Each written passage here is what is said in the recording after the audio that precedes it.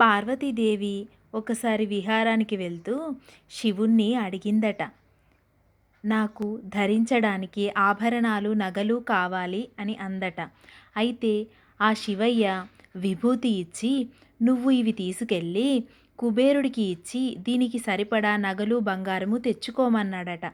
అలాగే పార్వతీదేవి కుబేరుని వద్దకు వెళ్తే కుబేరుని యొక్క ఐశ్వర్యము మొత్తం నవనిధులు, తను అధిపతి కదూ నవనిధులకు, ఆ నవనిధులు, ఐశ్వర్యము అన్నీ ఆ త్రాసులో వేసినా ఆ త్రాసు లేవలేదట.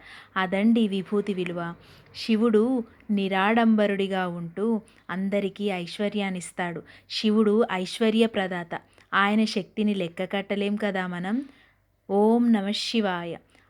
ఒక్కసారి ఓం నమ శివాయ అని తలుచుకొని నుదుటి మీద విభూతి పెట్టుకుంటే ఆయుష్ కూడా పెరుగుతుందట. ఓం నమ శివాయ. ఓం నమ శివాయ.